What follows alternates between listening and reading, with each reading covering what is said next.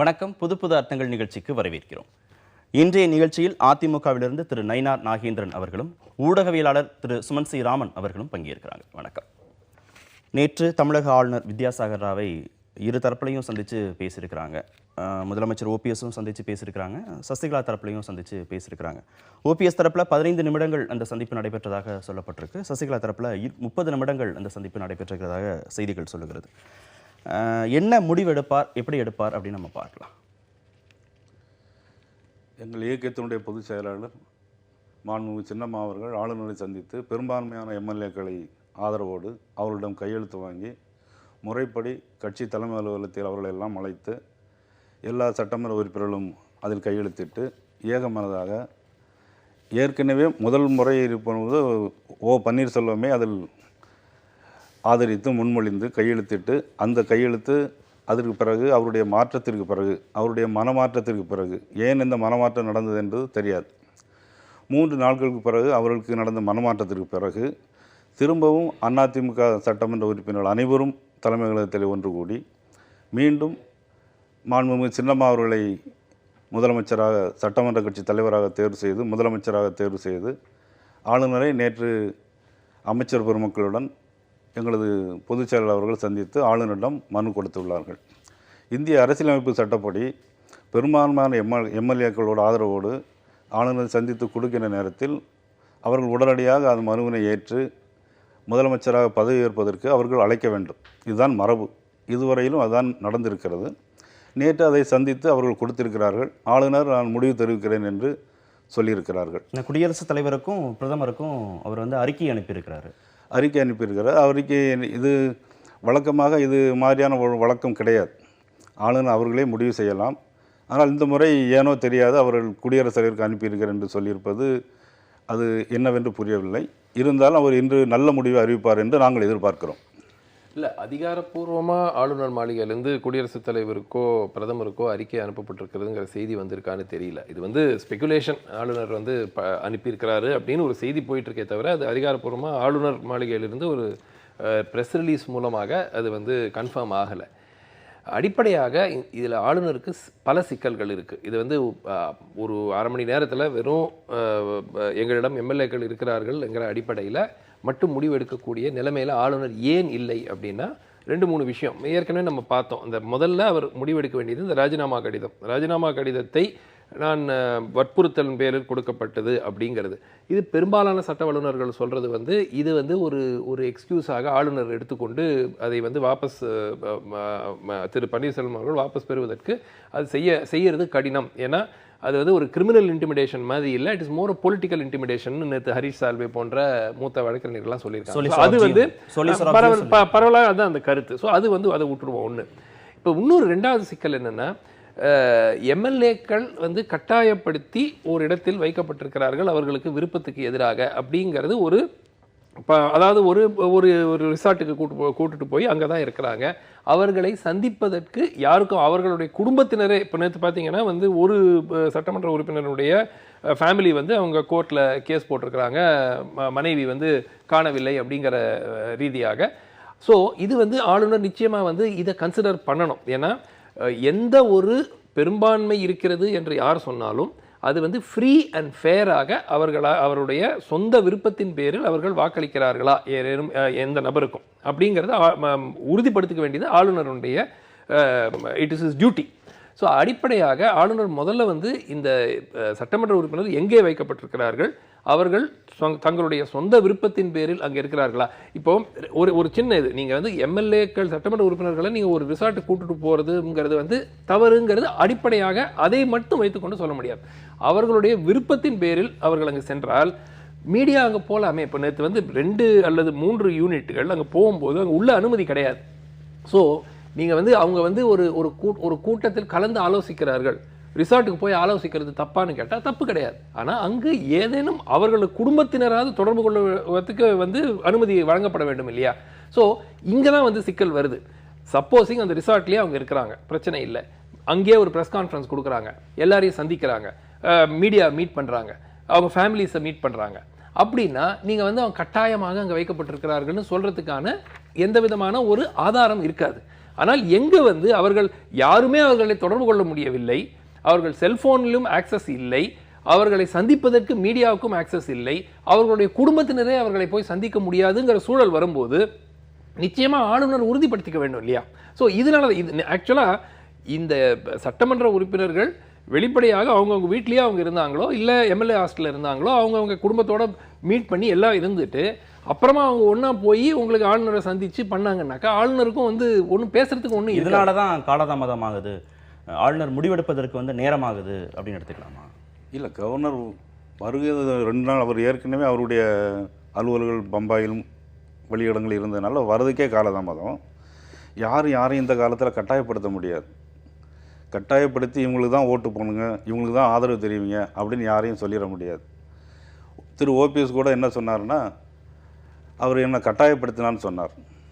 அப்படி கட்டாயப்படுத்தியிருந்தால் எதுக்கு இவர் பொதுச் செயலாளராக பொதுக்குழுவெல்லாம் கூட்டி, மறைந்த இது புரட்சித் தலைவர் அம்மாவுடைய மறைவுக்கு பின்னால் பொதுக்குழுவெல்லாம் கூட்டி அவங்களாம் போய் மறைந்த ஒரு அம்மாவுடைய மறைவுக்கு பின்னால் எல்லாரும் இந்த மதுசூதரன் கூட, பன்னீர்செல்வம் கூட, கே.ஏ. செங்கோட்டையன் உட்பட, பண்டுரிட்டி ராமச்சந்திரன், பொன்னியின் போன்ற எல்லா கட்சியுடைய மூத்த தலைவர்களும் எல்லாரும் போய் தினசரி தோட்டத்தில் போய் ஒரு 20 நாள் 30 நாளுக்கு பிறகு நீங்கள் தான் பொதுச் செயலாளராக வரணும், நீங்கள் தான் அந்த கட்சிக்கு தலைமையேற்று நடத்தணும், அம்மாவுக்கு பிறகு வேறு யார் வந்தாலும் கட்சியில் பிளவுகள் ஏற்பட வாய்ப்பு இருக்குது. வெளியில் போனவங்கள விட்டுருவோம், உங்களுக்கு ஆதரவு கடிதம் கொடுத்துருக்காங்கல்ல எம்எல்ஏ, ஆமாம், அவங்க எப்படி இருந்தாலும் உங்களுக்கு ஆதரவாக தானே இருக்க போகிறாங்க. நிச்சயமாக எதாவது தான் இருப்பாங்க. சட்டமன்றத்துக்கு வர்ற அன்னைக்கு நம்பிக்கை கூறும் தீர்மானத்தை அன்னைக்கு அவங்க வந்து உங்களுக்கு தான் வாக்களிக்க போகிறாங்கங்கிற நம்பிக்கை இருக்கிற போது அவர்களை ஏன் விடுதிகளை தங்க வைக்கணும்? இப்போ திரு சுமன் சொல்றாரு அதையும் ஆளுநர் இல்லை விடுதிகளை தங்கட்டும் ஒன்றா இருக்கட்டும், ஏன்னா அது வந்து அது தப்பு கிடையாது. ஆனால் யாரையும் அவர்களை சந்திக்க விடாமல் இருப்பது அதனாலதான் வந்து பிரச்சனை. விடுதிகளை எல்லாம் கூட்ட ஒரு மீட்டிங் போடுறதுல தப்பே கிடையாது. ஜாமர் போட்டிருக்கிறதுனால யாருமே வந்து தொலைபேசி மூலமாக செல்போன் மூலமாக குடும்பத்தார கூட தொடர்பு கொள்ள முடியாத சூழல் இருக்கிறது. இல்ல அப்படிங்கிற ஒரு நெருக்கடி எல்லாம் ஏன் அவங்களுக்கு கொடுக்கணும்? இல்ல ஒரு நெருக்கடி யாரும் அதிமுக சார்பில் எங்களுடைய சட்டமன்ற கட்சி உறுப்பினர்கள் யாரும் எந்த நெருக்கடியும் கிடையாது. எல்லாரும் நீங்க தொடர்பு கொள்ளலாம், எல்லாரும் பார்க்கலாம், நீங்க எல்லாரும் போய் பேசலாம். அதுல வந்து எந்த விதமான மாறுபட்ட கருத்து யாருக்குமே கிடையாது. அண்ணாத்துக்கும் எல்லாருமே நாங்கள் சுதந்திரமாக தான் இருக்கிறோம். இல்லை நேற்று மீடியா வந்து நீங்களே பார்த்தீங்க, அந்த விஷுவல்ஸே அவங்க போட்டிருக்கிறாங்க. அதாவது உள்ளே போகிறாங்க, அங்கே வந்து தடுக்கப்படுறாங்க, அந்த உள்ளே போகக்கூடாதுன்னு. இதில் கார்த்திக் இதில் ஒரே ஒரு சிக்கல். இது வந்து ஓப்பனாக ஆதரவு இருக்கிறது அப்படிங்கிற ஒரு அடிப்படையில் ஏன் வந்து இந்த ஆக்சஸை ஏன் ரெஸ்ட்ரிக்ட் பண்ணணும் அப்படிங்கிறது தான். இது வந்து என்னென்னா திருமதி சசிகலா அவர்கள் தலைமையிலான அணிக்கு இது இன்னும் சிக்கல் தான் உண்டாக்க போகுது. ஏன்னா ஆளுநருக்கு இதை வந்து ஊர்ஜிதப்படுத்திக்கணும். இது வந்து ஃப்ரீ அண்ட் ஃபேரா இருக்கா, அவங்க வந்து சொந்த விருப்பத்தின்படி அங்க வைக்கப்பட்டிருக்கிறாங்களா அப்படின்னு.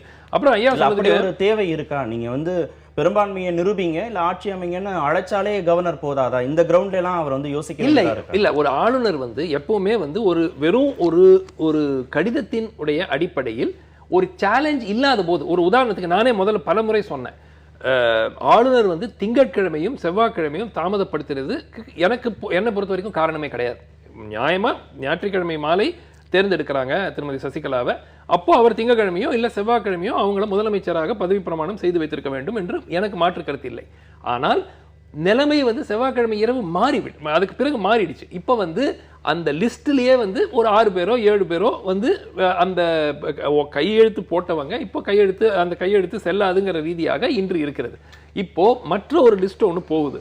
ஒரு ஆர்குமெண்ட் என்னன்னா, சிலர் வந்து தங்களுடைய விருப்பத்துக்கு மாறாக வைக்கப்பட்டு, அது உண்மையா பொய்யாங்கிறது இப்போ தெரியாது. மேபி திரு நயனா நாகேந்திரன் சொல்றது போல முழு விருப்பத்துடன் தான் அவங்க அங்கே இருக்கலாம்.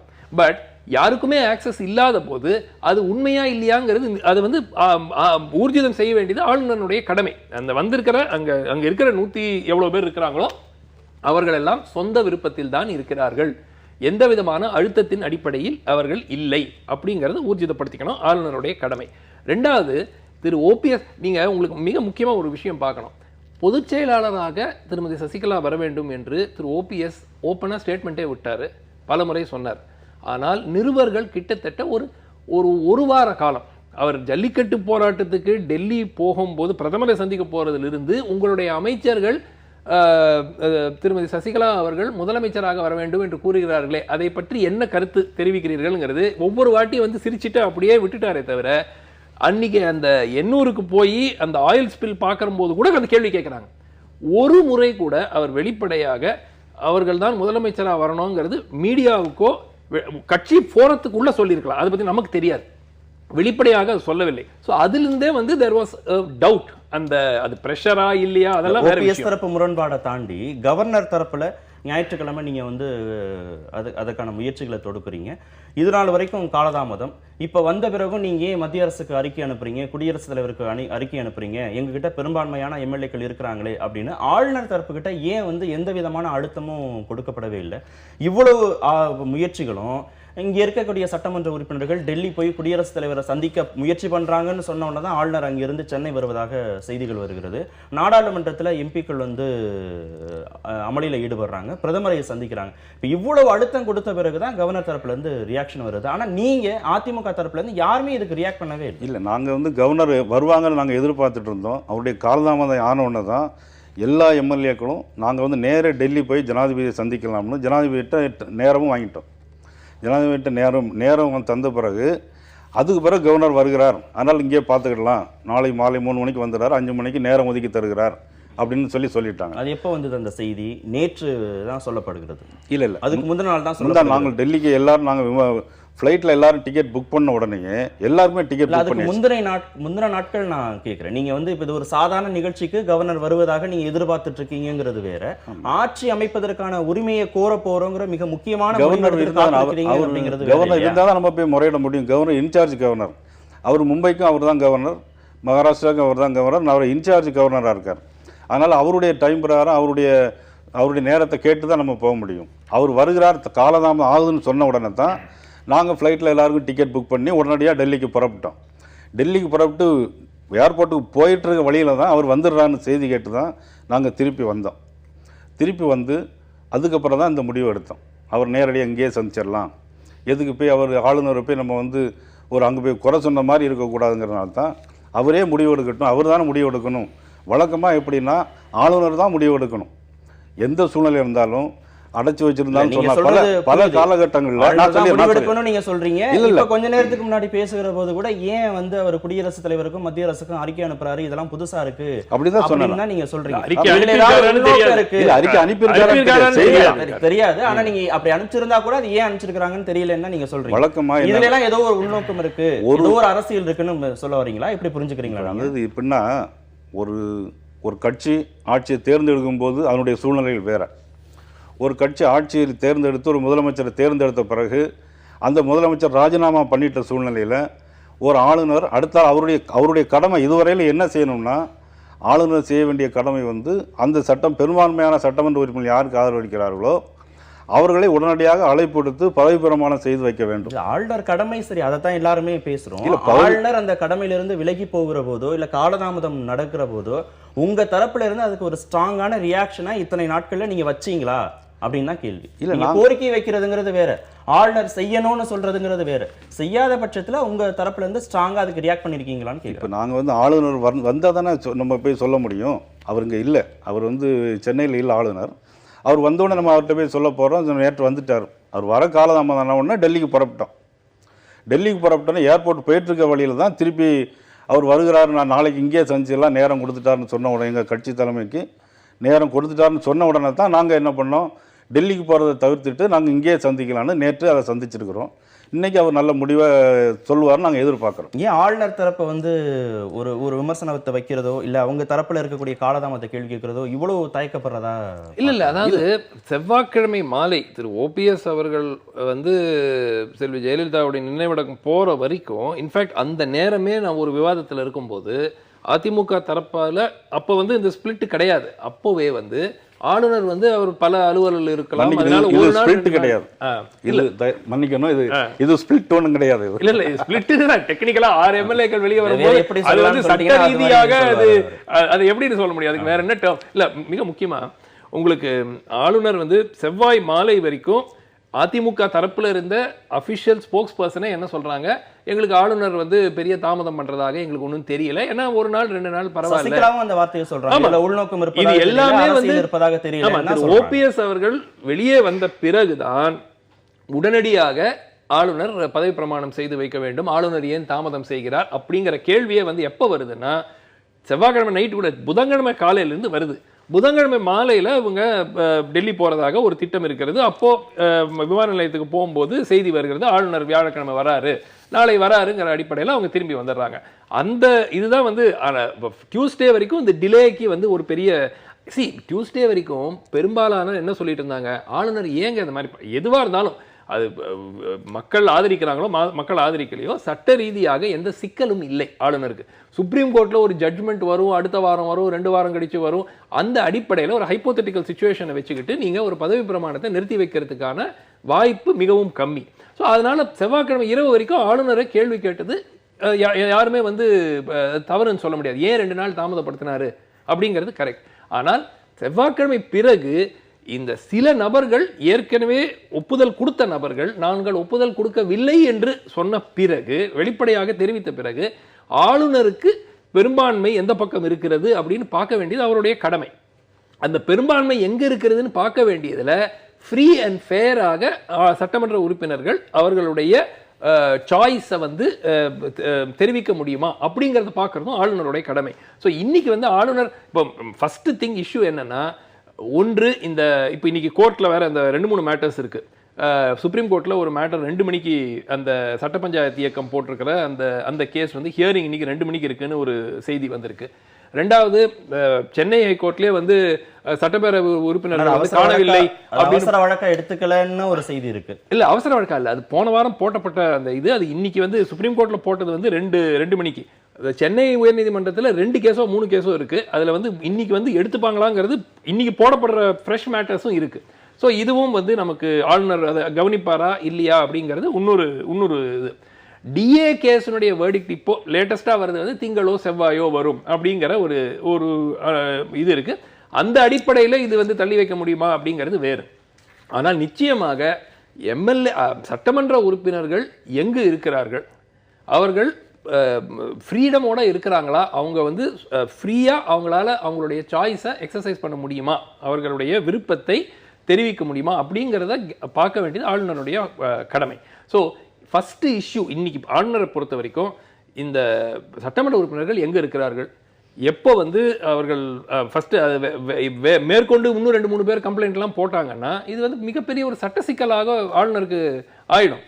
நீங்கள் கோர்ட்டில் வந்து ஒரு ஃபேமிலி மெம்பர் வந்து மனைவியை காணவில்லைன்னு சட்டமன்ற உறுப்பினர் காணவில்லைன்னு போடும்போது அதை வந்து ஆளுநர் he cannot ignore it. ஏன்னா இது directly related to this majority. அதுக்கான அவகாசத்தை எடுத்துக்கிறாருன்னா புரிஞ்சுக்க வேண்டியது. அதுக்கான அவகாசம் எடுப்பதில் ஆளுநரை நீங்கள் எப்படி திங்கள் செவ்வாய் ஏன் ஆளுநர் பதவி பிரமாணம் செய்யவில்லை அப்படின்னு நம்ம சொல்றதுல ஒரு நியாயம் இருக்கோ, இப்போ அவர் ஒரு நாளோ 2 நாளோ கால அவகாசம் எடுப்பதில் அதுவும் தான் நியாயம். ஓகே, இதெல்லாம் இந்த விமர்சனங்கள் பண்ணாமல் இருக்கிறது, பேசாமல் இருக்கிறது அப்படிங்கிறது மத்திய அரசோட ஒரு இணக்கமான போக்கை வந்து நீங்கள் வந்து கையாளணும்னு நினைக்கிறீங்க அதிமுக தரப்புல இருந்து அப்படின்னு எடுத்துக்கலாமா? உறுதியாக எங்களுக்கு அதிமுகவை பொறுத்த மட்டிலும் மாண்புமிகு சின்னம்மாவை பொறுத்த மட்டிலும் மத்திய அரசோடு ஒரு இணக்கமான உறவு. எங்களுக்கு வந்து எதிர்கட்சிகள் எங்கள் திமுக மட்டும்தான் எங்களுக்கு எதிர்கட்சி. திமுகவை தவிர நாங்கள் எல்லோரோடும் இல்லை, எங்களுக்கு மத்திய அரசு யார் வந்தாலும் அவர்களோடு நல்லுறவு வைத்துக்குள்ள எங்களுக்கு எந்த விதமான ஆட்சேபனையும் கிடையாது. சசிகலா குடும்பத்தாரின் கட்டுப்பாட்டில் கட்சி இருக்கிறது அப்படின்னு மதுசூதனன் குற்றச்சாட்டு வச்சிருக்கிறாரு. அவர் தான் முன்மொழிஞ்சது பொதுச்செயலாளர் ஆகணும் சசிகலா அப்படின்னு. ஆனால் இன்னைக்கு அவரே இந்த குற்றச்சாட்டை வச்சுட்டு ஓபிஎஸ்க்கு ஆதரவு தெரிவிச்சிருக்கிறாரு. எப்படி பார்க்கலாம்? இல்லை, அதுதான் ரொம்ப ஆச்சரியமான விஷயம். எல்லாரும் கூடவே இருக்கிறாங்க, முந்தா நாள் வரை கூடவே இருக்கிறாரு. பெரியவர், கட்சியில் மூத்தவர் தான், முந்தா நாள் வரை கூட இருந்து சின்னமாக தான் எல்லாம் நடத்தும். அது இன்னும் சொல்லப்போனால் கட்சியினுடைய பொதுச் செயலாளர் வரணுங்கிற முதல்ல முன்மொழிஞ்சது அவர் தான் சொல்லுவார். எல்லோரும் நான்லாம் தலைவர் காலத்து ஆளுப்பா, இந்த கட்சி நல்லா இருக்கணும், நான் செத்த பிறகு இந்த கட்சி நல்லா இருக்கணும், அதுக்கு சின்னமாக தான் பொதுச் செயலாளர் வரணும் அப்படின்னு முதல்ல வாசலில் போய் நின்று அவங்க பொதுச் செயலாளர் வரணும்னு சொன்னவரே அவர் தான். யாரும் இன்றைக்கி யாரையும் கட்டாயப்படுத்தி இருக்க சொல்ல முடியாதுங்கிறதுக்கு அவரே உதாரணம். முந்தா நாள் வரங்க கூட தான் இருந்திருக்கார். இங்கே இருந்துட்டு நேரே அவர் அங்கே போய் இருந்துட்டு இப்போ வந்து சசிகலாவின் குடும்பத்தில் கட்டுப்பாடு இருக்குன்னு சொன்னால் அதை எப்படி ஏற்றுக்கொள்ள முடியும்? யாரும் கட்டாயப்படுத்தவே முடியாது. இன்றைக்கி காரணம், இன்றைக்கி பன்னீர்செல்வம் இன்றைக்கி இருக்கிறாருன்னா இன்றைக்கி திமுக பின்னணியில் இருக்கிறார். நேற்று கூட சுப்புலட்சுமி ஜெகதீஷ் என்ன சொல்கிறாங்க, எங்களுடைய அதிமுக சட்டமன்ற உறுப்பினர் அனைவரும் நாங்கள் பன்னீர்செல்வத்தை ஆதரிப்போம்னு சொல்கிறாங்க. அதுக்கு பிறகு திரு ஸ்டாலின் மதுரையிலிருந்து போயிட்டு கொடுக்குறாரு, நான் ஆதரிக்க மாட்டேன்னு சேர்ந்தவங்க விட்டுருங்க. உங்க கட்சியை சேர்ந்தவங்க வைக்கக்கூடிய குற்றச்சாட்டு குடும்பத்தாரின் கட்டுப்பாட்டில் கட்சி இருக்கு அப்படிங்கிற அந்த குற்றச்சாட்டுல உண்மை இருக்கா இல்லையா? உண்மை கிடையாது, எந்த விதமான உண்மையும் கிடையாது. அதில் அர்த்தமே இல்லை. அவர் முழுக்க முழுக்க வடிகட்டின போய் முந்தான வரை நாங்கள் எல்லோரும் ஒன்றாவே கூட இருக்கிறோம். இங்கே இருந்துட்டு பொதுச் செயலாளராக கூட இருந்து அவைத்தலைவராக இருந்து எல்லா காரியங்களையும் நேற்று வர முந்தான வர போகிறதுக்கு முந்தான தினம் வர எல்லாம் பண்ணிவிட்டு இப்படி சொன்னால் அதை எப்படி ஏற்றுக்கொள்ள முடியும்? திருசுமன் இல்லை, இது உள்ள என்ன நடக்குதுங்கிறது வேறு, பப்ளிக் பார்க்கறதுல சிக்கல். அதாவது என்னன்னா, இப்போ என்ன ஆச்சு, முதல்ல எங்கே இந்த குடும்பம் வந்து மீண்டும் வந்து கட்சி விவகாரத்தில் தலையிடக்கூடும்ங்கிறது எங்கே வந்தது? சரி, ஜெயலலிதா வந்து இறந்த அடுத்த நாள் ராஜாஜி ஹாலில் சுற்றி நிற்கிறவங்க குடும்பத்தினர் இருந்ததுனால ஃபஸ்ட்டு இந்த பிரச்சனை எழுந்தது. இப்போ நேற்று ஆளுநரை சந்திக்கும் போது திருமதி சசிகலாவுடன் அமர்ந்து ஆளுநரோட அந்த இதில் யார் இருக்காங்க? தினகரன் இருக்கார். ஸோ அடிப்படையாக இது நீங்கள் டிரான்ஸ்லேஷனுக்கு தேவைப்படுறது அப்படின்னாக்க நீங்கள் மாஃபா பாண்டியராஜன் பண்ண மாட்டாரா, இல்லை ஜெயக்குமார் பண்ண மாட்டாரா? இல்லை, அதாவது என்னன்னா, என்ன உண்மை நிலைமைங்கிறது கட்சியில் இருக்கிற நபர்களுக்கு தான் தெரியும், தலைவருக்கு தான் தெரியும். ஆனால் மக்களுக்கு பார்க்கும் மக்கள் எப்படி ஜட்ஜ் பண்ண முடியும்? அவங்க டிவியில் பார்க்குறத வச்சு தான் ஜட்ஜ் பண்ண முடியும். ஸோ நீங்கள் ஆப்டிக்ஸ், அதாவது இது வந்து ஒரு பப்ளிக் ஒப்பீனியனை வந்து நீங்கள் ஷேப் பண்ண பார்க்கும்போது இது எப்படி உதவும்? ஸோ நீங்கள் கட்டாயமாக இவர் தான் இருக்க வேண்டும் என்று எந்த விதமான ஒரு நிர்பந்தம் கிடையாது. ஆளுநரை சந்திக்கும் போது மூத்த அமைச்சர்களை கூட்டு போகலாங்க, அதான் கூட்டு போயிருக்கீங்க. அவங்கள யாராவது உட்கார வச்சுட்டு நீங்கள் ஆளுநரோட பேசுறதுல என்ன தவறு இருக்கிறது? ஸோ மக்கள் இதை பார்க்க உடனே என்ன சொல்கிறாங்க, பாருங்கள் அவர் ஏன் போகிறாரு, ஏன் இருக்கணும், அவர் வந்து அதில் வந்து ஒரு தவறு அப்படிங்கிறதுக்கு சொல்கிறதுக்கு ஒன்றும் இல்லை. ஆனால் பார்க்கும் மக்களுக்கு என்ன இமீடியட்டாக என்ன, அது ஃபேமிலி மெம்பர் தான் எதுக்கு போகிறாங்க அப்படிங்கிற ஒரு விளக்கம் சொல்லிடுறேன். திரு தினகரன் அவர்கள் வந்து அவர் குடும்பத்தில் உள்ள ஒருத்தர் மட்டும் அம்மா எடுத்துக்க முடியாது. ஏன் எடுத்துக்க முடியாதுன்னா, புரட்சித் தலைவர் அம்மா இருக்கும்போது பெரிய குளத்தில் அவங்க வந்து நாடாளுமன்ற உறுப்பினராக போட்டியிட அனுமதித்து போட்டியில் வெற்றி பெற்று 5 வருடம் அவர் பாராளுமன்ற உறுப்பினராக பணியாற்றினார். அதுபோல் புரட்சித் தலைவர் அம்மா அவர்களே அவரை 6 வருடங்கள் நாடாளுமன்றத்திட்ட மேல் சபை உறுப்பினராக பணியாற்றுவதற்கு அனுமதித்தார்கள். அதுக்கு பிறகு கழகத்தினுடைய இல்லை, அது கழகத்தில் வந்து கட்சியில் அதுக்கு பிறகு என்னென்னா, கட்சியில் அம்மாவை பொறுத்தவரை உங்களை எல்லாருக்குமே தெரியும், சில நேரம் நடவடிக்கை எடுப்பாங்க, அதுக்கு பிறகு திருப்பி சேர்த்துக்கிடுவாங்க. அதுக்கு பிறகு கட்சியில் இருக்கிறாரா? அவர் கட்சியில் இருக்கிறார் உறுப்பினராக இருக்கிறார் அவர் கட்சியில் இருக்கிறார். சரி, இல்லை கார்த்திக், நான் என்ன சொல்கிறேன், கட்சியில் இருக்கட்டும், அது வந்து கட்சியினுடைய விஷயம், அது வந்து பொதுமக்களை சம்பந்தமான ஒரு பிரச்சனை கிடையாது. ஆனால் இவ்வளவு ஒரு முக்கியமான ஒரு சந்திப்பு, ஆளுநரை சந்திச்சு ஆட்சி அமைக்கிறதுக்காக நீங்கள் கோரிக்கை வைக்கிறீங்க, அதுக்கு தான் வெரி வெரி இம்பார்ட்டன்ட் மீட்டிங். சாதாரண ஒரு மீட்டிங், ஆளுநரை மரியாதை நிமித்தமாக சந்திக்கிற மீட்டிங்லாம் அது வேறு.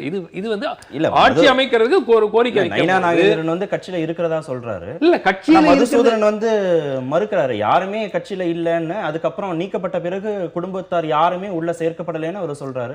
அதுதான் எல்லா செய்தியும் சொல்லுது. ஆனா நீங்க உறுதியா ஒரு கட்சியில இருக்கிறாரு. சார் கூட சொன்னாங்க, என்ன சொன்னாங்கன்னா, இறந்த போது குடும்பத்தின் எல்லாரும் இருந்தாங்க. அதாவது 33 வருஷமா அவங்க கூட இருந்திருக்காங்க. ஃபேமிலி எல்லா நல்ல விஷயங்களும் கெட்ட விஷயம் நடந்திருக்காங்க. ஒரு குடும்பம்னா ஒரு நல்லது கெட்டது நிகழ்ச்சியில் இருக்கும். ஆனால் வந்து ஒரு கல்யாணத்தில் கூட கலந்துட மாட்டாங்க. இறந்த ஒரு குடும்பத்தில் சண்டை போட்டவங்க பங்காளிகள் எல்லாரும் வந்து இருப்பது வழக்கம். ஆனால் ஒரு இறந்த ஒரு தாய் மாதிரி இருந்தவங்கள அவங்க குடும்பத்தில் எல்லாரும் வந்து பார்க்குறது அதில் ஒரு தவறு ஒன்றும் இல்லையே. இருந்ததுனால இது குடும்ப கட்சி அப்படின்னு நம்ம சொல்லிட முடியாதுல்ல. உங்களுக்கு தினகரன் வந்து ஜல்லிக்கட்டு விவகாரத்தில் மாணவர் போராட்டம் சார்ந்து சொல்லும்போது உளவுத்துறை ஃபெயிலியர் அப்படின்னு திவாகரன் சொல்கிறாரு. அந்த கருத்தை திவாகரன் சொல்கிறாரு. நடராஜன் வந்து பிஜேபி சார்ந்த கருத்துக்களை வந்து சொல்கிறாரு. காவிமயமாக்குவதற்கு பிஜேபி முயற்சி செய்கிறது அப்படின்னு சொல்கிறாரு. திராவிட கட்சிகளை யாராலையும் அழிக்க முடியாதுன்னு சொல்கிறாரு. கட்சி சார்ந்த கருத்துக்களை தொடர்ச்சியாக சொல்கிறார். இப்போ தினகரன் வந்து ஆளுநரை சந்திக்கிற போது சசிகலா கூட இருக்கிறார். இவங்க யாருமே கட்சியில் எந்த விதமான பொறுப்புகளையும் இல்லாத நபர்கள். கருத்துக்களை சொல்வதும் கட்சி சார்ந்த நடவடிக்கைகளில் ஈடுபடுறதும் வெளியிலிருந்து பார்க்கக்கூடிய எல்லோருக்கும் தேவையற்ற ஒரு சந்தேகத்தை ஏற்படுத்ததானே செய்யும். ஜெயலலிதாவால் கட்சியிலிருந்து நீக்கப்பட்ட அனைவருமே இப்போ ரொம்ப முக்கியமான செயல்களை ஈடுபடுறாங்களே அப்படிங்கிறது அவங்களுக்கு வந்து ஒரு புரிதலை ஏற்படுத்த. கட்சிக்கு ஒரு சோதனையான காலகட்டம் வரும்போது எல்லாரும் வந்து அதை கை தூக்கி விடுறது தானே அது முறையது. இப்போ வந்து கட்சிக்கு வந்து கட்சியில் இருக்கிறவங்க இல்லாதவங்க இப்போ வந்து இந்த கட்சி நிறைய பேர் 72 இந்த புரட்சியில் எம்ஜிஆர் இந்த கட்சி உருவாக்குற நேரத்தில் என்ன எந்த பொறுப்பிலையும் இல்லாதவங்க, இதுவரையில் எந்த பலனையும் அனுமதிக்காதவங்க என்ன சொல்கிறாங்கன்னா, இந்த கட்சி நல்லா இருக்கணும்ப்பா, இந்த கட்சி கடைசி வரை இப்படி போகணும், இப்படி ஒற்றுமையாக இருக்கணும். ஏன்னா புரட்சித்தில் எம்ஜிஆர் உருவாக்குன கட்சி, அம்மா கட்டி காத்த கட்சி, அதனால எல்லாரும் சேர்ந்து சோதனையான காலகட்டத்திலனா அந்த ஒரு குடும்பத்தை சேர்ந்த 2-3 நபர்களை தாண்டி உங்க கட்சியில யாரும் முக்கியமான சீனியர்ஸ் யாருமே இல்லையா? இருக்காங்க. நீண்ட காலம் போராடியவர்கள் இல்லையா? இப்ப எல்லாருமே அறிக்கை கொடுக்குறாங்க. திரு பண்ருட்டி ராமச்சந்திரன் அறிக்கை கொடுக்குறாங்க, திரு பொன்னையன் அறிக்கை கொடுக்குறாங்க, செங்கோட்டையன் எல்லாம் அறிக்கை கொடுத்துட்டு இருக்காங்க. அதாவது அடிப்படையாக திருமதி சசிகலா அவர்கள் வந்து இந்த பதவிக்கு வருவதை பொதுமக்கள் வந்து எப்படி பார்க்குறாங்க நம்ம பார்க்கும்போது ஒரு மிகப்பெரிய ஐயமே அவர்கள் மனதில் இருக்கிறது இந்த குடும்பத்துடைய இன்வால்மெண்ட் தான். ஸோ இந்த அதை வந்து நான் வந்து ப்ரொஜெக்ட் பண்ணிக்கிட்டு தான் இருப்பேன் த்ரூ இந்த மீடியாவில் வர நம்ம அதான் திருப்பி முதல்ல சொன்ன மாதிரி நமக்கு எப்படிங்க அந்த இன்வால்மெண்ட் இருக்கிறதா இல்லையா, உள்ள டிசிஷன் அவங்க எடுக்கிறாங்களாங்கிறது தெரியாது. ஆனால் பப்ளிக்காக நம்ம பார்க்கும்போது அந்த இம்ப்ரெஷன் வந்து மக்கள் மனதில் நிச்சயமாக வரும். அது வந்து மேலும் வந்து எதிர்ப்பை வந்து இன்க்ரீஸாக தான் ஆகுமே தவிர அது குறையறதுக்கான வாய்ப்பு இல்லை. ஸோ அது வந்து ஆக்சுவலாக நேற்று வந்து இது தேவையே இல்லாத ஒரு சர்ச்சை. ஏன்னா அந்த ரெப்ரசன்டேஷன் கொடுக்கறதுக்கு திரு தினகரன் தான் உடனடியாக உடன் இருக்கணும்னு அவசியமே கிடையாது. இவ்வளோ மூத்த அமைச்சர்கள் போயிருக்கிறாங்க. யாராவது அமைச்சர்கள் மூலமாக கொடுத்தா சர்ச்சை வந்திருக்காது. இன்னைக்கு இதை பற்றி நம்ம பேசிக்கிட்டே இருக்க மாட்டோம். ஸோ அடிப்படையாக தட் வாஸ் அன்னெசரி தான். ஏன்னா இப்போ ஏதோ ஒரு குரூஷியல் பப்ளிக் அட்ரஸ் இல்லை ஏதாவது வேற யாருமே பண்ண முடியாது கட்சியில் இவரால் தான் பண்ண முடியும்னா ஓகே, அந்த மாதிரி இல்லையே இதில். ஸோ அதனால இந்த மக்களுடைய இந்த சந்தேகம் வருவதில் நியாயம் தானே இருக்கிறது. இல்லை, நேற்று அமைச்சர்கள் எல்லாருமே போயிருக்காங்க. செங்கோட்டையன் போயிருக்காங்க, எல்லாரும் ஜெயக்குமார் எல்லாருமே போயிருக்காங்க. இந்த புகைப்படத்தை சாரணும்னு சொன்னாங்க. இந்த புகைப்படத்தை நீங்க பாருங்க. இந்த புகைப்படத்தை யாரும் பின்னாடி இருப்பாங்க, அதை கட் பண்ணி விட்டு எடுத்துருக்காங்க. அது எதுக்கு கூட இருக்கலாம் பக்கத்துல. இல்ல அது பின்னால அடுத்தால உட்கார்ந்து இருப்பாங்க, அதை எடுக்காம கட் பண்ணிருக்கலாம். படத்துல வரது மட்டும் வச்சு நம்ம பத்திரிகையில் வரக்கூடிய செய்திகள் மட்டும் நம்ம சொல்லிட முடியாது. படத்துல வந்தது இல்ல, ஏன் போனாங்கிற கேள்வியிலேருந்து தான் எல்லாமே. இல்ல அவங்க கூட போறதுல ஒன்றும் தவறு இல்லையே, கூட போறதுல ஒன்றும் தவறு இல்லையே. அதனால இன்னொன்னு சார் சொன்ன கோரி சொல்றேன், பப்ளிக்ல எதிர்ப்புன்னு சொல்றாங்க. எப்படி எதிர்ப்பு இருக்குன்னு எல்லாரும் சொல்ல முடியாது. எப்போ எதிர்ப்பு இருக்குன்னாக்கி ஒரு கட்சி பொது தேர்தலை சந்திக்கும் போது அது மெஜாரிட்டிக்கு கிடைக்கலன்னா தான் அது எதிர்ப்பா இருக்குன்னு சொல்ல முடியும். சமூக வலைத்தளங்கள்ல இருந்து வரக்கூடிய சமூக வலைத்தளங்களை மட்டும் வச்சு நம்ம கருத்து சொல்லிட முடியாது. ஒரு நிமிஷம், அதாவது லிவிங் இன் டினையல்ங்கிற மாதிரி, அதாவது எதிர்ப்பு இருக்கிறதா இல்லையான்னு எதிர்ப்பு யாருக்கு தான் இல்ல ஒரு நிமிஷம் இல்ல எல்லா திமுக கட்சி கருணாநிதிக்கு எதிர்ப்பு இருக்கு. இல்ல ஒரு நிமிஷம், அதாவது சட்டமன்ற உறுப்பினர்களுக்கு அவர்கள் அவங்க தொகுதிக்கு போய் மக்களை சந்திச்சிருக்கிறாங்களா, இதுக்கு பிறகு அவர்களுடைய கருத்துக்களை கேட்டிருக்கிறார்களா?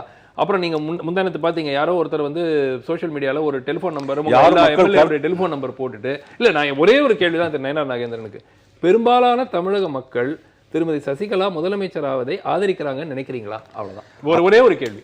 ஏன் ஆதரிக்கல் இல்லைன்னு நீங்களா நீங்க ஒரு மாற்று இல்ல நான் உங்களை கேட்கிறேன். எனக்கு அதாவது நான் பாக்குறது வந்து தொலைக்காட்சியில் வர்ற ஃபீட்பேக்கு, சமூக வலைதளங்களில் வர்ற ஃபீட்பேக்கு, நம்ம சந்திக்கிற மக்களிடையே கேட்கிற ஒரு கருத்துக்கள், அந்த கருத்துக்களின் அடிப்படையில் நம்ம ஒரு ஒப்பீனியன் ஒன்று ஃபார்ம் பண்றோம். சுருக்கமா முடிங்க. எதிராக கருத்துக்கள் வருது, ஆதரவா கருத்துக்கள் வருதான்னு கேட்கிறாரு சுருக்கமா. இப்போ வந்து கண்டிப்பா ஆதரவா கருத்துக்கள் வரும். ஒரு முதலமைச்சரா வர்றாங்கன்னா அவங்களுக்கு ஒரு வாய்ப்பு கொடுக்கணும். குறைந்தபட்சம் ஒரு 6 மாசம் கொடுக்கும். உதாரணமா ஒரு கேக் இருக்குன்னு வைங்களேன், கேக்கை பார்த்தவொடனே என்ன பிடிக்கல, கலரை பார்த்தவொடனே பிடிக்கல, கலரை பார்த்து நான் சொல்ற வேர்டு அந்த கலரை பார்த்து பிடிக்கல அப்படின்னு சொன்னா அது ஏற்றுக்கொள்ள முடியாது.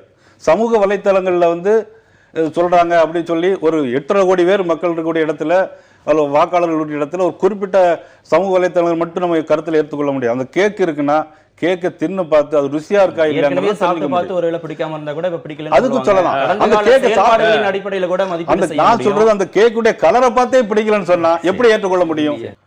ஓ பன்னீர்செல்வத்தை திமுக ஆதரிக்காது அப்படின்னு திரு மு க ஸ்டாலின் சொல்லியிருக்கிறாரு. அவங்க கட்சியை சேர்ந்த சுப்லட்சுமி ஜெகதீஷன் வந்து வெளியிலிருந்து ஆதரவு கொடுக்கும் அப்படின்னு சொன்ன கருத்துக்கு வந்து மறுப்பு தெரிவிக்கும் விதமா அவர் இந்த கருத்தை சொல்றாரு. எப்படி பார்க்கணும்? இல்லை, அது ஏற்கனவே ஒரு முரண்பட்ட கருத்து. அவங்க அடிப்படையிலே திமுகவிலிருந்து பன்னீர்செல்வத்தை தூண்டி விட்டு இந்த வேடிக்கை பார்க்குறதே திமுக தான். அதனுடைய சப்போர்ட்டில் பின்னணியில் தான் நீங்கள் பன்னீர்செல்வமே இவ்வளோ வேகமாக பேசிகிட்டு இருக்கார். சட்டமன்றத்தில் துரைமுருகன் பேசும்போதே பன்னீர்செல்வம் தான் நீடிக்க வேண்டும், தமிழ்நாட்டுடைய முதலமைச்சராக பன்னீர்செல்வம் நீடிக்க வேண்டும், நாங்கள் ஆதரிப்போம் அப்படின்னு திட்டவட்டமாக அவர் பேட்டியே கொடுத்துருக்கார். திரு துரைமுருகனை அவர்களே கொடுத்துருக்குறாங்க. அதற்கு பிறகு இப்படிப்பட்ட ஒரு இக்கட்டான ஒரு சூழ்நிலையில் சுப்புலட்சுமி ஜெகதீசன் நேற்று வந்து திமுக எம்எல்ஏக்கள் சட்டமன்ற உறுப்பினர்கள் பன்னீர்செல்வத்தை நாங்கள் ஆதரிக்கிறோம் அப்படின்னு சொல்லி அவங்க சொல்கிறாங்க. ஏற்கனவே சட்டமன்றத்தில் துரைமுருகன் வந்து பன்னீர்செல்வம் தான் நீடிக்க வேண்டும்னு சொல்லியிருக்காங்க. நேற்று மாலையில் வந்து சுப்புலட்சுமி ஜெகதீசன் வந்து நாங்கள் ஆதரிக்கிறோம் என்று சொல்லியிருக்கிறாங்க. அதுபோல் திரு ஸ்டாலின் அவர்கள் மதுரையிலிருந்து பேட்டி கொடுக்கும்போது இல்லை நாங்கள் ஆதரிக்கவில்லைன்னு சொல்கிறாங்க. ஆக இவங்களுடைய நோக்கம் எல்லாமே பன்னீர்செல்வத்தை தூண்டிவிட்டு எப்படி புரட்சியில் எம்ஜிஆர் அவர்கள் திமுகவை தீய சக்தி இந்த நாட்டை விட்டு துரத்தணும் அப்படின்னு சொல்லி தான் புரட்சியில் எம்ஜிஆருடைய நோக்கம். அதனுடைய நோக்கம்தான் இன்றைக்கி புரட்சி தலைவர் அம்மா அவர்களும் தொடர்ந்து வழிநடத்தி வந்தார்கள். அதே நோக்கத்தில் திருமதி எங்களது சின்னம்மா அவர்கள் இன்றைக்கி அதே ஸ்டாண்ட் எடுத்திருக்கிறதுனால ஓ பன்னீர்செல்வத்தை திமுக பக்கம் இழுக்க வேண்டும், ஒரு குழப்பமான ஒரு சூழலை உருவாக்கி இந்த நாட்டில் மீண்டும் தேர்தலை உருவாக்க வேண்டும் என்பது திமுகவுடைய எண்ணம். இல்லை, பிரதான எதிர்க்கட்சி கிட்டத்தட்ட 89 உறுப்பினர்கள் இருக்கிறாங்க சட்டப்பேரவையில். ஆளுங்கட்சி பலவீனமாகும் போது அதை பயன்படுத்தி கொள்வதில் எந்த எதிர்க்கட்சிக்கும் அதுக்கு உரிமை இருக்கிறது. அதாவது அவங்க வந்து ஆளும் கட்சியில் ஒரு 2 வேறுபட்ட கருத்துக்களை உருவாக்குவதற்கோ இல்லை 2 தலைமைகள் வருவதை பயன்படுத்தி கொள்வதற்கோ அவர்களுக்கு ஒரு ஒரு பேச்சு மூலமாக அவங்க என்ன சொல்றாங்க, கான்ட்ரடிக்டரி ஸ்டேட்மெண்ட் கொடுக்கறதே ஒரு ஸ்ட்ராட்டஜி, ஒரு யுக்தியா இருக்கலாம். ஸோ அதுல வந்து நம்ம ஒரு பெரிய ஒரு தவறு அதை வச்சுக்கிட்டு வந்து ஆதரிக்கிறாங்க உண்மைதானே. இல்லை, அதாவது அது பொறுத்துன்னு தான் பார்க்கணும். அதாவது இந்த ஆதரிக்கிறதுங்கிறது எப்படி எங்கே வரும், சுச்சுவேஷன் எங்கே வரும்? சட்டப்பேரவையில் திருமதி சசிகலா அவர்களுடைய குரூப்புக்கு வந்து முழுமையான ஆதரவு இருந்தால் இதுக்கு பேச்சுக்கே இடம் இல்லையா? திமுக ஆதரிச்சு என்ன பண்ண போகுது? இப்போ நேற்றைய நிலவரப்படி திரு ஓபிஎஸ் உடைய குரூப்ல 6 சட்டமன்ற உறுப்பினர்கள் இருக்காங்க. ஸோ இந்த 6 சட்டமன்ற உறுப்பினர்கள் வச்சுக்கிட்டு என்ன பண்ண முடியும்? ஒன்றும் பண்ண முடியாது. ஸோ அடிப்படையாக திமுக ஆதரவு கொடுக்கிறதோ ஆதரவு கொடுக்காததோ திரு ஓபிஎஸ் அவர்களிடம் இருக்கும் சட்டமன்ற உறுப்பினர்களின் எண்ணிக்கை 18-19 தாண்டினால்தான் அதை பற்றி நம்ம பேச வேண்டிய அவசியமே இருக்கிறது. அது வரைக்கும் திமுக ஆதரவு கொடுக்கறதும் கொடுக்காம இருக்கிறதும் அது ஒன்றும் பெரிய இருந்தாலும் அவங்களோட வித்தியாசம் கிடையாது. திமுகவோட பன்னீர்செல்வத்துக்கு தொடர்பு இருக்கிறது என்பது தெளிவாகிறது. ஓகே, சசிகலா தரப்பும் இல்லை அவங்களுக்கு ஆதரவாக இருக்கக்கூடிய நீங்கள் எல்லாருமே வந்து திமுக மேலே கடுமையான குற்றச்சாட்டுகளை வைக்கிறீங்க. ஆனால் ஓபிஎஸ் வந்து யாரையுமே இது வரைக்கும் எந்த விதமான விமர்சனத்தையும் அவர் வந்து சொல்லவே இல்லை. மத்திய அரசு மேலே ஒரு குற்றச்சாட்டையோ பின்னாடி இருந்து இயக்குங்கிற கருத்தை அவர் மறுக்கிறாரு. திமுக மேலே எந்த விதமான குற்றச்சாட்டையும் அவர் வைக்கவே இல்லை. திமுக அவருடைய ஆதரவோடு தானே இருக்காரு. அவர் ஏன் திமுக குற்றச்சாட்டு பண்ண வேண்டிய அவசியம் இல்லை? கட்சியும் இதை வந்து தூண்டி விடுது அப்படின்னு ஒரு குற்றச்சாட்டு வைக்கவே இல்லை. நேரடியாக திமுக அவரை ஆதரிக்கின்ற பொழுது திமுக அவரை ஆதரிக்கும் போது திமுக அவர் குற்றச்சாட்டு பண்ண வேண்டிய அவசியம் இல்லைல்ல. திமுகவே அவரை ஆதரிக்கிறது, பிறகு அவர் திமுக எதுக்கு குறை சொல்ல வேண்டும்? இல்லை கார்த்தி, இதில் ஒரே ஒரு அடிப்படை பிரச்சனை, ஆளுநருக்கு முன் ஒரு பிரச்சனை இருக்கிறது. அது எப்படி அவர் சட்ட ரீதியாக எப்படி அதை தீர்த்து வைக்க போறாரு, அது வந்து ஒரு புறம். மக்களிடையே இப்போ என்ன, வாட் இஸ் த சிச்சுவேஷன்? அதாவது அதிமுகவினுடைய சட்டமன்ற உறுப்பினர்கள் எடுத்திருக்கும் நிலைப்பாடு இப்போ ஆஸ் ஆஃப் நவ் நமக்கு தெரிஞ்ச வரைக்கும் பெரும்பான்மையான சட்டமன்ற உறுப்பினர்கள் எடுத்திருக்கும் நிலைப்பாட்டுக்கும் நாம் சமூக வலைதளங்கள் மூலமாகவும் தொலைக்காட்சிகள் மூலமாகவும் மக்களை நம்ம சந்திக்கிறதுக்கு மூலமாகவும் வருகின்ற அந்த ஃபீட்பேக்கும் ஒரு முரண்பாடு இருக்கிறது. நம்ம உடனடியாக வந்து சமூக வலைதளங்கள் தான் எல்லாமான இல்லை, நான் இல்லைன்னு தான். ஆனால் ஒரு 10 ஆண்டுகளுக்கு முன்பு இருந்தது போல இன்னைக்கு இல்லை. இன்னைக்கு சமூக வலைதளங்களில் வர ஒரு ஒப்பீனியன், ஜல்லிக்கட்டு போராட்டமே சமூக வலைதளம் மூலமாகத்தான் வந்து ஒரு பெரிய இவ்வளோ பெரிய போராட்டமாக வெடிச்சதே வந்து சமூக வலைதளம் மூலமாக தான். அது வந்து எல்லாருக்கும் தெரியும், எல்லாரும் ஏற்றுக்கிறாங்க. அது மாணவர் போராட்டம், ஒரு சிறிய மாணவர் போராட்டமாக தொடங்கினது தமிழகம் முழுவதும் ஒரு வேகமாக பரவி அவ்வளோ பெருசாக ஆனதே வந்து சமூக வலைதளங்கள் தான். சமூக வலைதளங்கள் மேனிப்புலேட்டடாக இருக்கிறதுக்கான வாய்ப்பு இல்லை. ஏன்னா லட்சக்கணக்கோ ஒப்பீனியன் போல் கிட்டத்தட்ட சமூக வலைதளங்களில் நூற்றுக்கணக்கான போல் கடைசி ஒரு 3-4 நாட்களாக நம்ம பார்த்துட்டு இருக்கோம். எல்லா போல்ஸும் கிட்டத்தட்ட 90% அதிகமான மக்கள் வந்து திரு ஓபிஎஸ் வந்து ஆதரிக்கிறாங்க. ஓபிஎஸ் அவர்களை ஆதரிக்கிறாங்களா இல்ல சசிகலா அவர்களை எதிர்க்கிறாங்களா? இது வந்து தேர்தல்ங்கிற அடிப்படையில் நீங்க இது எடுத்துக்கொள்ள முடியாது. தனி மனித முடிவுகள் தானே சட்டமன்ற உறுப்பினர்களுடைய தனி மனித அது வந்து இல்ல ஒரு நிமிஷம். அது வந்து நேத்து கூட உங்களுடைய நேர்பட பேசு நிகழ்ச்சியில கூட அதிமுக சார்பா பேசின நபர் வந்து சொன்னாரு, மக்களுக்கு அதெல்லாம் வந்து சொல்றதுக்கு உரிமை கிடையாது, யாரை நாங்க முதலமைச்சரா தேர்ந்தெடுக்க வேணும். மக்களினுடைய விருப்பங்களை பிரதிபலிப்பதற்காகத்தான் அவர்கள் சட்டமன்ற உறுப்பினர்களாகவே தேர்ந்தெடுக்கிறாங்க. ஸோ எல்லா விஷயங்களிலும் அவங்க வந்து மக்களுக்கு போய் சந்திக்கிறது, ஒவ்வொரு சின்ன டிசிஷனில் கேட்க முடியுமாங்கிறது நியாயம், ஒவ்வொரு சின்ன டிசிஷன்லாம் கேட்க முடியாது. ஆனால் இது வந்து ஒரு மிக முக்கியமான ஒரு பிரச்சனை. தமிழகத்தில் யார் முதலமைச்சராக இருக்கணுங்கிறது ஒரு ஸ்மால் மேட்டர் கிடையாது. இப்போ இந்த வார்டில் இந்த ரோடுக்கு கனெக்ஷன் கொடுக்கணுமா, அந்த ரோடுக்கு ஒரு முதலமைச்சர் மாதிரி இல்லை, அந்த மாதிரி இருக்கிற ஒரு சூழல். மன்னிக்கணும், நான் சொல்றதே ஒரு முதலமைச்சராக ஒரு பொறுப்பேற்கு முன்னாலேயே அவர் வரக்கூடாதுன்னு சொன்னா அதுல என்ன நியாயம் இருக்கு? இல்ல அது எதுக்காக சொல்றாங்க, என்ன அடிப்படையில் என்ன சொல்றாரு? சட்டமன்ற உறுப்பினர்கள் வந்து மக்களுடைய வாக்குகளை பெற்று தான் அவர் வந்து பதவிக்கு வந்திருக்கிறாரு. நிச்சயமா. அப்ப மக்கள் வந்து சமூக வலைத்தளங்கள் மூலமாகவோ தொலைபேசி அதுல தவறே வழியாகவோ கிடையாது. நேர்ல சந்திச்சு இப்ப அதுல வந்து தவறே கிடையாது. இப்ப சமூக வலைத்தளங்கள் அதை மட்டும் வந்து தவறே அவங்க கிடையாது. ஏற்றுக்கொள்ளக்கூடிய சூழல்ல தானே நீங்க இருக்காங்க. சமூக அதுக்கு வந்து அவங்கள சுதந்திரமா இயங்கக்கூடிய ஒரு இப்ப சார் சூழலை உருவாக்குனாதான் அது சாத்தியப்படும். சார் சொன்ன ஒரே ஒரு கருத்தை நான் ஒத்துக்கிறேன். என்ன எப்படி ஒத்துக்கிறேன்னா 10 வருஷத்துக்கு முன்னால உள்ள நிலைமைகள் வேறு, இப்போ உள்ள நிலைமைகள் வேறுங்க மட்டும் நான் ஒத்துக்கிறேன். ஆனா அதே வந்து ஒரு ஆட்சியை நிர்ணயம் பண்றதுக்கு மக்களுடைய ஒட்டுமொத்த பிரதிபலிப்பு இதுதான் நம்ம உடனே சொல்லிட முடியாது. எப்படின்னாக்கி ஒரு முதலமைச்சர் வர்றதுக்கு முன்னாடியே எதிர்க்கக்கூடாது. இப்படித்தான் யாரும் இன்னைக்கு புரட்சித்தில் எம்ஜிஆர் முதலமைச்சர் வரும்போது அன்னைக்கு திரு கருணாநிதி என்ன தெரியுமா சொன்னாங்க? இவர் நடிகர் நாடாளலாமா கேள்வி கேட்டாங்க. இவர் நடிக்கத்தானே தெரியும், இந்த படம் எத்தனை நாள் ஓடும் அப்படின்னு சொன்னது திரு கருணாநிதி அவர்கள் சொன்னாங்க. இந்த படம் எத்தனை நாள் ஓடும், இவர் ஒரு மலையாளி, இப்படியெல்லாம் காரணம் சொன்னாங்க அன்னைக்கு. இதே போன்ற காரணத்தை தான் இன்னைக்கும் சொல்லிட்டு இருக்கிறாங்க. அதனால ஒருத்தருக்கு வாய்ப்பு கொடுத்து முதலமைச்சர் அவருக்கு பெரும்பான்மையான சட்டமன்ற சமூக வலைதளங்களா இருந்தாலும் சரி, மக்கள்கிட்ட பேசும்போது இருந்தாலும் வர்ற கருத்து என்னன்னா, திரு ஓபிஎஸ்ஐ வந்து ஒரு பெரிய அளவில் அந்த ஆதரவு அப்படிங்கிறது வந்து திரு ஓபிஎஸ்ஸை வந்து, ஏன்னா ஓபிஎஸும் இதே கட்சியில் இவ்வளோ ஆண்டு காலமாக இருந்தவர், அவர் மீதும் சில குற்றச்சாட்டுகள்லாம் முன்னாடி மக்கள் வைத்திருந்தாங்க. அதெல்லாம் இருந்தாலும் ஓபிஎஸ் அவர்களுக்கு ஏன் இவ்வளோ ஆதரிக்கிறாங்கன்னா, திருமதி சசிகலா அவர்கள் மீது மக்களுக்கு இருக்கிற அந்த ஒரு எதிர்ப்பு அப்படிங்கிற ஒரு உணர்வு தான் அவங்க வெளிப்படுத்துறாங்க. நம்ம தொடர்ந்து நம்ம சோஷியல் மீடியாவை கண்டுக்கவே வேண்டாம் அப்படின்னு சொல்றதுக்கு இல்லை. சோஷியல் மீடியாவும் ஒரு நான் என்ன சொல்றேன், இப்போ ஒரு பேலன்ஸ்டா இருக்கு, 50-50 இருக்கு. நிச்சயமா யார் வந்தாலும் எதிர்ப்பு இருக்கும். எந்த ஒரு நபரையும் நீங்கள் முதலமைச்சர், நீங்க செல்வி ஜெயலலிதா வந்து முதலமைச்சராக வரும்போது அதுக்கே எதிர்ப்பு 35% 40% எதிர்க்கலாம். அதனால வந்து அது தப்பு கிடையாது. ஆனால் உங்களுக்கு ஒரு ஓவர்வெல்மிங் சென்டிமெண்ட், கிட்டத்தட்ட 90% 95% ஒரு விதத்துல மக்கள் நினைக்கும் பொழுது அதை முற்றிலும் உதாசீனப்படுத்த முடியுமா அப்படிங்கிறது தான் கேள்வி. சரி, கட்சியோடைய செயல்பாட்டுக்கு வருவோம். நம்ம இறுதி நிமிடங்கள்ல இருக்கோம்.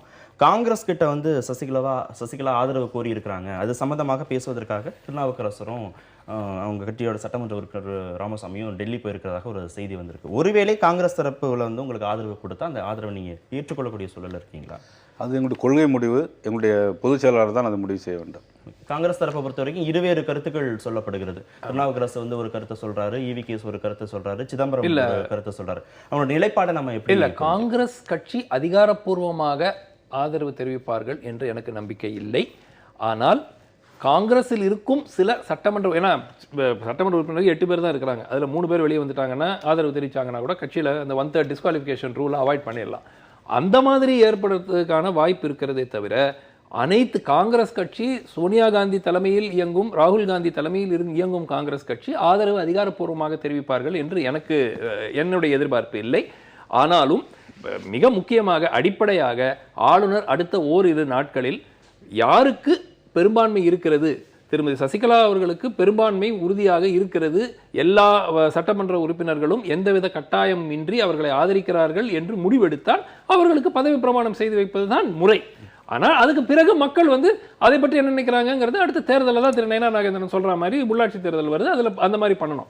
பட் ஆளுநர் இது முழுமையாக இந்த சட்டப்பேரவை உறுப்பினர்கள் அவர்களுடைய முழு சுதந்திரத்துடன் இயங்குகிறார்களா, அவர்களுடைய கருத்துக்களை பெற வேண்டும். பெற்று அவ்வாறு இருந்தால் திருமதி சசிகலாவை முதலமைச்சராக பதவி பிரமாணம் செய்து வைப்பதுதான் சரி. சரி, ஆனால் என்ன நடந்தாலும் அது OPS முதலமைச்சராக வராரு, சசிகலா முதலமைச்சராக வராங்க அப்படின்னாலும், எது நடந்தாலும் அதிமுக அப்படிங்கிற ஒரு கட்சி வந்து பலவீனமடையத்தான் செய்யும். நீண்ட நாட்களுக்கு அந்த கட்சி வந்து ஒரு பலமான கட்டமைப்போட இருக்காதுன்னு ஒரு செய்தி கட்டுரையில் சொல்லியிருக்கிறாங்க. நிச்சயமா அதிமுக இதே புரட்சியில் எம்ஜிஆரால் உருவாக்கப்பட்ட ஒரு அற்புதமான இயக்கம்.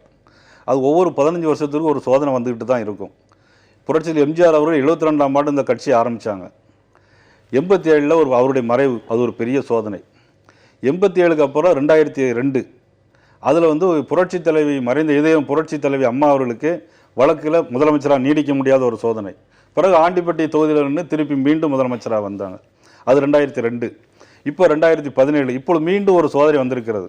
இப்படி ஒரு சோதனை வர வர சுட சுட தான் தங்கம் வந்து இதாகும், வெட்ட மரம் தளரும். அதுபோல் அதிமுக என்பது நிச்சயமாக ஒரு பலம் வாய்ந்த கட்சியாக மீண்டும் அமையும். சின்னம்மா அவர்கள் முதலமைச்சராக வந்து நாட்டுடைய மக்களுக்கு நல்ல உதவி செய்வார்கள். கார்த்திக், அதாவது தற்போது திருமதி சசிகலா அவர்களை ஆதரிக்கும் சட்டமன்ற உறுப்பினர்களுடைய எதிர்பார்ப்பு என்ன?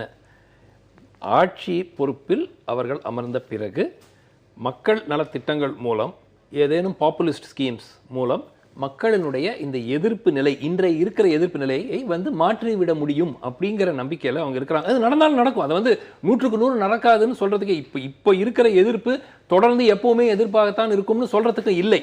ஆனால் அடிப்படையாக இன்று எதிர்ப்பு இருக்கிறதுங்கிறத நம்ம மறுக்கவும் முடியாது. அதனால ஆளுநர் அவருடைய முழு அதிகாரத்தை பயன்படுத்தி கொண்டு அடுத்த 2 நாட்களில், அதே மாதிரி இது இன்னொரு 1 வாரம் இழுக்கணும் 2 வாரம் இழுக்கிறது அதுவும் நியாயம் இல்லை. ஏன்னா உங்களுக்கு என்ன ஒப்பீனியன் வேணுனாலும் 1 or 2 டேஸில் உங்களால் பெற முடியும். சட்ட ரீதியான ஒப்பீனியனும் வாங்க முடியும்.